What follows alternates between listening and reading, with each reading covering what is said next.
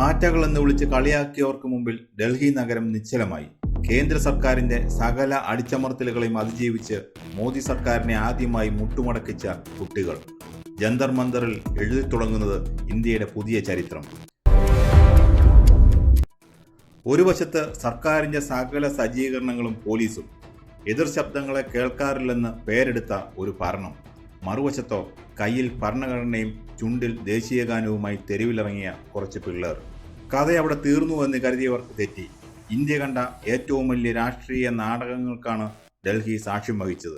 രാജിവെക്കില്ലെന്ന് ഉറപ്പിച്ചു പറഞ്ഞ കേന്ദ്ര വിദ്യാഭ്യാസ മന്ത്രി ധർമ്മേന്ദ്ര പ്രധാൻ ഒടുവിൽ രാജി എഴുതിക്കൊടുത്തു.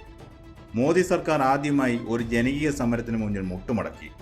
ഇത് കേവലം ഒരു മന്ത്രിയുടെ രാജിയല്ല, സ്വാതന്ത്ര്യ സമരത്തിന് ശേഷം ഇന്ത്യ കണ്ട ഏറ്റവും ഐതിഹാസികമായ സമരത്തിൻ്റെ വൻ വിജയമാണ്.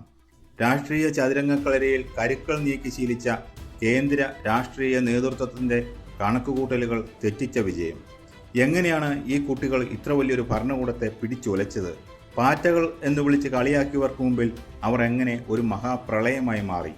ഇന്ത്യയുടെ പുതിയ രാഷ്ട്രീയ ചരിത്രമാണ് ജന്തർ മന്ദറിൽ എഴുതി തുടങ്ങുന്നത്. ജന്തർ മന്ദറിൽ തുടങ്ങിയ സമരത്തെ ആദ്യം ഭരണകൂടം ഒരു തമാശയായിട്ടാണ് കണ്ടത്.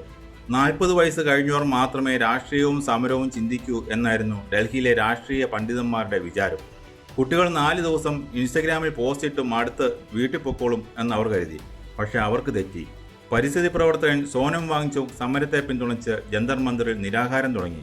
നിരാഹാരം ദിവസങ്ങൾ പിന്നിട്ടിട്ടും ആരും തിരിഞ്ഞു നോക്കിയില്ല. പാർലമെന്റ് മാർച്ചിന് തലേന്ന് വാങ്ചുക്കിനെ പോലീസ് ബലമായി ആശുപത്രിയിലേക്ക് മാറ്റി. ആ ദൃശ്യങ്ങൾ രാജ്യമെങ്ങും പരന്നതോടെ പിറ്റേന്നത്തെ പാർലമെന്റ് മാർച്ചിലേക്ക് കുട്ടികൾ ഒഴുകിയെത്തി. പതിവ് പോലെ ഭരണകൂടം അടിച്ചമർത്തൽ തന്ത്രം പുറത്തെടുത്തു. കർഷക സമരത്തെ കൈകാര്യം ചെയ്തതുപോലെ പോലീസിനെയും ബാരിക്കേഡുകളും ഇറക്കി. ലാത്തിചാർജ് നടത്തി. പ്രതിഷേധിച്ച കുട്ടികളെ റോഡിലൂടെ വലിച്ചിഴച്ചു, തല്ലിച്ചതച്ചു, അടിച്ച് തല പൊട്ടിച്ചു. പെൺകുട്ടികളോട് അപമര്യാദയായി പോലീസ് പെരുമാറി. പക്ഷേ അത് വിപരീത ഫലമാണ് ഉണ്ടാക്കിയത്. പോലീസിന്റെ ഓരോ ലാത്തിചാർജിന്റെയും ദൃശ്യങ്ങൾ ഇൻസ്റ്റഗ്രാമിലൂടെയും മറ്റ് സോഷ്യൽ മീഡിയകളിലൂടെയും ലക്ഷക്കണക്കിന് ആളുകളിലേക്ക് നിമിഷനേരം കൊണ്ടെത്തി. ഇതോടെ കഥ മാറി. ഡൽഹിയിലെ തെരുവുകളിലേക്ക് ഇന്ത്യയുടെ എല്ലാ കോണുകളിൽ നിന്നും യുവാക്കൾ ഒഴുകിയെത്താൻ തുടങ്ങി. പാറ്റകൾ എന്ന് ചിലർ കളിയാക്കി വിളിച്ചവർ ഡൽഹി നഗരത്തെ കീഴടക്കി. ഇവിടെയാണ് ഡൽഹി കണ്ട ഏറ്റവും വലിയ ഹൈടെക് സമരം പിറവിയെടുക്കുന്നത്. അമിത്ഷായുടെയും ഡൽഹി പോലീസിന്റെയും സകല കരുനീക്കങ്ങളെയും തോൽപ്പിക്കുന്ന സാങ്കേതിക ബുദ്ധിയാണ് ഈ പുതുതലമുറ പുറത്തെടുത്തത്. സമരക്കാർക്ക് ഭക്ഷണം കിട്ടാതിരിക്കാൻ വഴികൾ അടച്ചപ്പോൾ രാജ്യമെമ്പാടുമുള്ള ആളുകൾ ഓൺലൈൻ ആപ്പുകൾ വഴി ജന്തർ മന്ദറിലേക്ക് ഭക്ഷണവും വെള്ളവും ഓർഡർ ചെയ്ത് നൽകി. ഡെലിവറി ബോയ്സ് നിരനിരയായി സമരപ്പന്തലിലേക്ക് എത്തി. ഇന്റർനെറ്റ് വിച്ഛേദിക്കാൻ നോക്കിയപ്പോൾ സർക്കാരിൻ്റെ നിയന്ത്രണങ്ങളെ മറികടക്കുന്ന VPN ആപ്പുകളും മെഷ് നെറ്റ്വർക്കുകളും ഉപയോഗിച്ച് കുട്ടികൾ ആശയവിനിമയം നടത്തി. സർക്കാർ അനുകൂല പ്രോപ്പഗാൻഡക്കാർ പതിവ് പോലെ തന്ത്രം മാറ്റി. ഇവർക്ക് വിദേശ ഫണ്ട് വരുന്നുണ്ട്, ഇവർ രാജ്യദ്രോഹികളാണ് എന്നൊക്കെ തള്ളിമറിക്കാൻ നോക്കി. പക്ഷേ ജനങ്ങളത് വിശ്വസിച്ചില്ല. കാരണം കുട്ടികളുടെ കയ്യിൽ തോക്കില്ലായിരുന്നു, ബോംബില്ലായിരുന്നു. പകരം ഇന്ത്യയുടെ ദേശീയ പതാകയും ഭരണഘടനയുമായിരുന്നു അവരുടെ കയ്യിൽ ഉണ്ടായിരുന്നത്. അവർ പാടിയത് ഇന്ത്യയുടെ ദേശീയ ഗാനമായിരുന്നു. ഒരു പ്രോപ്പഗാൻഡയ്ക്കും തകർക്കാൻ കഴിയാത്ത രാജ്യസ്നേഹം. ഇന്ത്യൻ രാഷ്ട്രീയത്തിൽ ഇതൊരു വലിയ വഴിത്തിരിവാണ്. ഒന്നാമതായി, കേന്ദ്രത്തിലെ മോദി സർക്കാർ അധികാരത്തിലേറിയ ശേഷം ഒരുപാട് എതിർപ്പുകളും പ്രതിഷേധങ്ങളും കണ്ടിട്ടുണ്ട്. പക്ഷെ ഭൂരിഭാഗം സമയത്തും അതിനെയെല്ലാം അവഗണിക്കുകയോ അല്ലെങ്കിൽ അടിച്ചമർത്തുകയോ ആണ് ചെയ്തിട്ടുള്ളത്. ആദ്യമായാണ് ഒരു ജനകീയ പ്രതിഷേധത്തിന് മുന്നിൽ സർക്കാർ വഴങ്ങുന്നതും ഒരു കേന്ദ്രമന്ത്രിക്ക് രാജിവെക്കേണ്ടി വരുന്നതും. രണ്ടാമതായി, രാഷ്ട്രീയക്കാരെയും മാധ്യമങ്ങളെയും ഞെട്ടിച്ചത് ഇൻസ്റ്റഗ്രാമിൻ്റെയും പുതിയ തലമുറയുടെയും കരുത്താണ്. സോഷ്യൽ മീഡിയ എന്നാൽ വെറുമൊരു വിനോദോപാധിയല്ല, അതിന് ഒരു ഭരണകൂടത്തെ പോലും പിടിച്ചു കുലുക്കാൻ ശേഷിയുണ്ടെന്ന് അവർ തെളിയിച്ചു. മൂന്നാമതായി, പ്രതിപക്ഷ പാർട്ടികൾക്ക് പോലും ചെയ്യാൻ കഴിയാത്തതാണ് ഈ കുട്ടികൾ ചെയ്തത്.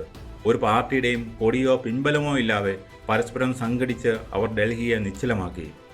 ഇതൊരു തുടക്കം മാത്രമാണ്. ഇന്ത്യൻ രാഷ്ട്രീയത്തിലെ പഴഞ്ചൻ സമവാക്യങ്ങൾ ഇതോടെ തകർന്നു വീണിരിക്കുകയാണ്. യുവതലമുറയ്ക്ക് രാഷ്ട്രീയമില്ല, അവർ റീൽസ് കണ്ട് സമയം കളയുന്നവരാണ് എന്ന് വിചാരിച്ച് നേതാക്കൾക്ക് കിട്ടിയ ശക്തമായ താക്കീതാണിത്. ഇനി ഒരു സർക്കാരിനും യുവാക്കളുടെ ആവശ്യങ്ങളെയും ചോദ്യങ്ങളെയും വളരെ എളുപ്പത്തിൽ തള്ളിക്കളയാൻ കഴിയില്ല. തൊഴിലില്ലായ്മയാകട്ടെ, വിദ്യാഭ്യാസ മേഖലയിലെ അനീതിയാകട്ടെ, ജനങ്ങളെ ബാധിക്കുന്ന പ്രശ്നങ്ങളാകട്ടെ, ഭരിക്കുന്നവർക്ക് ഇനി കുട്ടികളുടെ ചോദ്യങ്ങളെ ഭയന്നേ മതിയാവൂ. കാരണം അവരെ ആശയപരമായി നേരിടാൻ പഴയ പ്രോപ്പഗാൻഡ മെഷീനുകൾക്ക് കഴിയില്ലെന്ന് തെളിഞ്ഞു കഴിഞ്ഞു.